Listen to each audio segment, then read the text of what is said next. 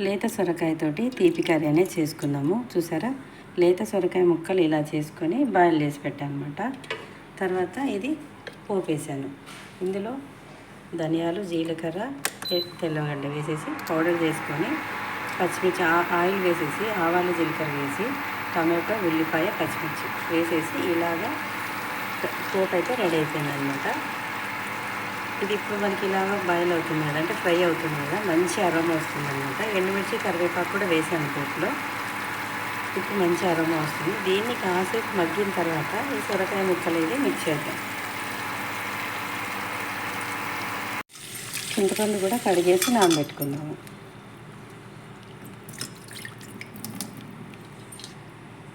ఇప్పుడు చింతపండు నానబెట్టుకోవడానికి మంచి వాటర్ పోసుకుందాం. ఈ చింతపండు పులుపుకి తగ్గట్టుగా బెల్లం కూడా తీసేసుకుందాం. ఇందులో వేసేసుకుందాం.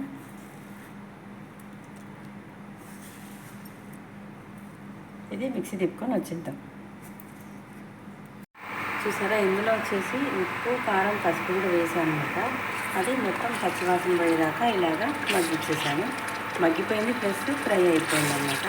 ఇందాక చింతపండు మనం చింతపండు నానబెట్టేసుకొని బెల్లం కూడా వేసాం కదా, అది మిక్సీ పట్టుకొని ఇలా వచ్చింది. దీన్ని ఇప్పుడు వేసేసుకున్నాం.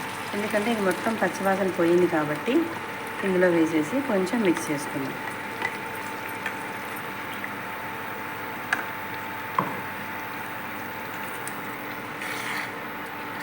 ఇంకోటి ఏంటంటే అడుగు మాడకుండా చూసుకోవాలన్నమాట. పచ్చివాసన పోయేదాకా చింతపండు, బెల్లంది కూడా కొంచెం పచ్చివాసన పోయేదాకా ఇలాగ మిక్స్ చేద్దాం. చూసారు కదా, ఇది పచ్చివాసన అనేది పోయిందనమాట. మనము లేత సొరకాయ పులుసు కాబట్టి ఇందులో మనం ఉడకబెట్టి పెట్టుకున్నాం కదా, ఈ పేస్ట్ అనేది ఇందులోకి వేసేసుకున్నాం.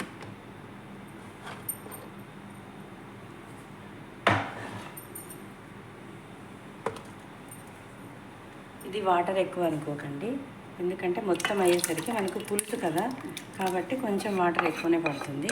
ఇందులోకి వేసేసుకొని కొంచెం ఉడకబెట్టేసుకుందాం.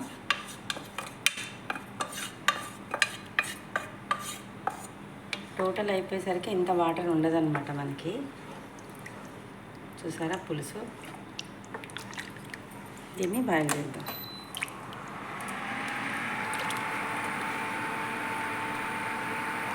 నేనైతే ఈ పులుసుకు తగ్గట్టుగా చింతపండు కానీ బెల్లం కానీ కరెక్ట్ క్వాంటిటీ తీసుకున్నాను అనమాట. మీరు తినేదాన్ని బట్టి, టేస్ట్ని బట్టి అడ్జస్ట్ చేసేసుకోండి.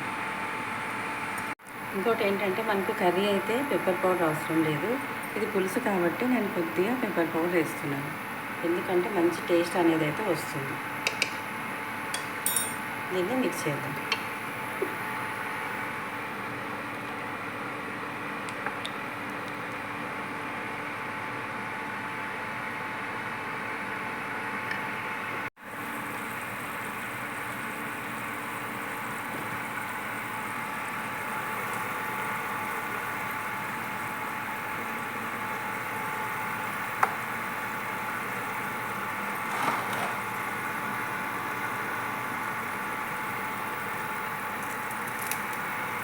చూసారా, ఈ కర్రీకి కొత్తిమీర ఫ్రెష్ అనమాట.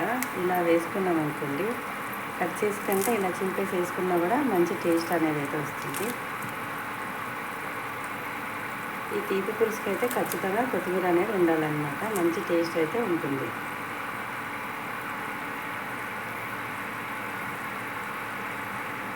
ఇప్పుడు స్టవ్ ఆపేసుకుందాం.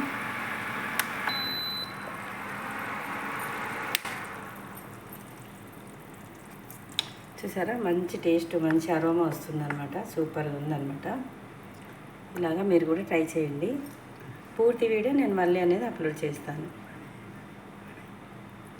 తీపి పులుసు లేత సొరకాయ తీపి పులుసు కూడా రెడీ.